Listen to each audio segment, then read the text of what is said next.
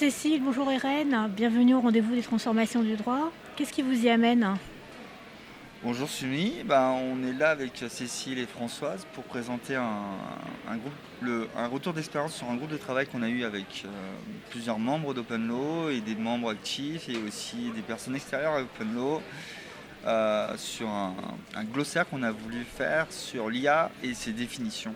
Parce qu'on s'est rendu compte que ces définitions ne sont pas forcément commune à tout le monde et que moi, à titre personnellement, et plusieurs membres on partage cette vision, c'est que si on veut travailler ensemble, il faut qu'on ait un langage commun.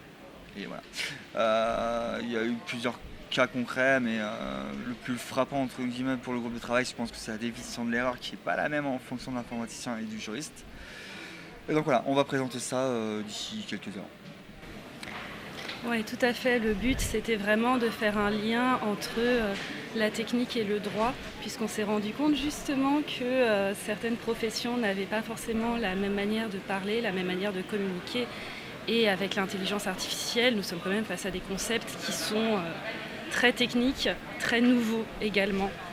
Et c'est la raison pour laquelle nous allons essayer d'éclairer un petit peu les praticiens sur ce point. Alors, c'est une thématique qui est très présente dans l'écosystème de l'innovation Legal Tech. Qu'est-ce qui justifierait que vous preniez le temps, je dirais peut-être à contre-courant, de proposer un glossaire? Moi, ça me semble être très fondamental et basique. Est-ce que ça n'est pas trop tard? Alors, moi personnellement, je pense que c'est pas trop tard dans le sens où, premièrement, même si on entend beaucoup d'IA, comme on l'a vu dans les définitions, l'IA c'est très vaste. Et personnellement, je pense qu'il y a certains acteurs qui vont, et pas forcément dans l'écosystème du legal tech, mais dans tous les écosystèmes, personnes vont vendre de l'IA sans savoir ce qu'il y a dedans. C'est un keyword qui rapporte dans le levée de fonds. Donc voilà. Et je pense qu'il y a aussi beaucoup de personnes qui sont non techniques, qui ont porté des projets et qui se sont fait entre guillemets avoir parce que ne sachant pas ce que proposait réellement la technique, ils n'ont pas eu le recul de se dire en fait ce qu'on nous vend c'est la roue des années 50 alors qu'aujourd'hui on fait des roues des années 2020 et que voilà. Et je pense que surtout pour les gens qui sont fonctionnels et qui veulent se lancer dans des projets, je pense que c'est important qu'ils aient une bonne base. Moi j'ai pu accompagner des personnes en tant qu'incubé ou pendant mon DU, où je me suis aperçu que voilà, le langage commun n'est pas maîtrisé et malheureusement en général c'est souvent au dépend du métier. Je rejoins totalement Irène sur ce point parce que justement on a tendance à vendre des solutions d'IA qui ne sont pas forcément de l'IA. Ça fait vendre, c'est du marketing, c'est le terme à la mode. En plus de ça, il me semble qu'un sondage récent a démontré que une grande majorité de la population ne savait pas ce qu'étaient les algorithmes. Donc c'est bien aussi de revenir aux fondamentaux et en plus de ça, moi j'apporterai mon regard de juriste qui est vis-à-vis des nouvelles réglementations qui vont bientôt arriver. C'est toujours bien d'avoir un temps un peu plus long que les autres, justement en s'attachant aux concepts fondamentaux pour par la suite anticiper les réglementations à venir. Oui, parce que c'est vrai que la réglementation qui va arriver va changer peut-être aussi l'approche qu'on a de l'IA.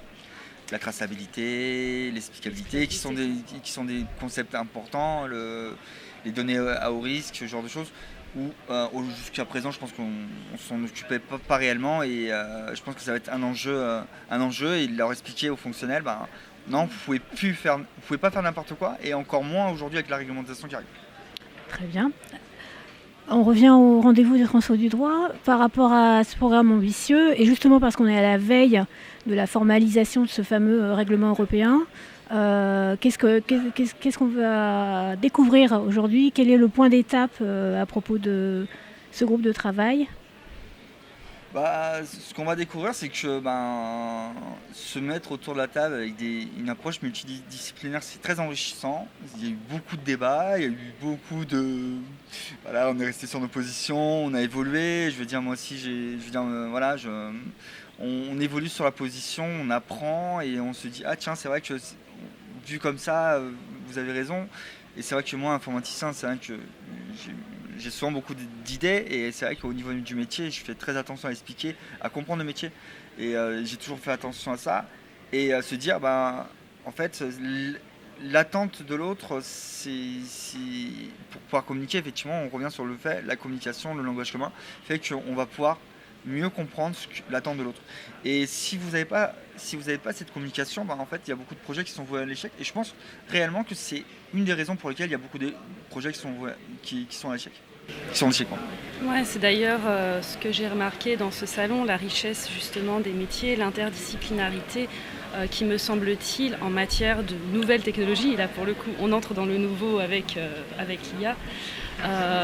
Ça permet justement des rencontres, des compréhensions aussi, puisqu'on en tant que juriste, on ne comprend pas forcément le métier des techniciens et ce salon permet justement de se rencontrer et d'échanger. Et ça participe du même effort de vulgariser et d'améliorer la prise en main de ces outils et de ces solutions. Je vous remercie. Et pour la suite, 2022, est-ce que vous serez à l'heure par rapport à ce règlement européen et à sa transposition On verra, que le règlement européen, on en parle depuis le début du projet, je crois, et il n'est toujours pas sorti. On verra comment ça va évoluer. Alors, c'est vrai qu'il y a beaucoup d'acteurs de l'innovation qui disent que la réglementation va peut-être brider l'innovation. On disait la même chose pour le RGPD. On se rend compte qu'aujourd'hui, le RGPD, il y a plein de pays qui adoptent des concepts équivalents ou pas. Aux États-Unis, c'est beaucoup plus équivalent.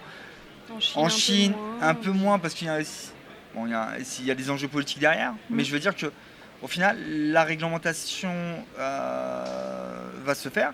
Et ces années 2000 à 2010, 2015 où les acteurs, les startups faisaient l'innovation et poussaient la réglementation dans leur sens en imposant leurs normes, j'ai l'impression que cette tendance est inversée et que les acteurs publics veulent contrôler mieux. Quand on voit les opérations antitrust aux États-Unis, le contrôle politique de certaines entreprises en Chine, voilà, je pense que l'Europe n'a pas tort et je pense qu'avec le temps, on va voir qu'ils ont eu raison de faire cette approche et qu'au contraire, je pense que ça sera une bonne chose et que surtout que en fait, les citoyens le veulent, cette réglementation.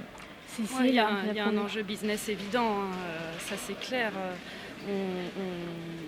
On aura beaucoup plus de succès si on vend une intelligence artificielle conforme, avec des données qui sont éthiques, épurées, etc.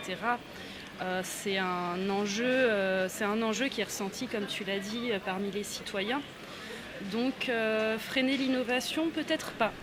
On attendra de voir les discussions. On attendra de voir ça, ce sera en 2022, ça c'est sûr. Et l'histoire se poursuivra lors de la prochaine édition des rendez-vous Transformation du droit. Merci Cécile, merci Irène. Merci à vous.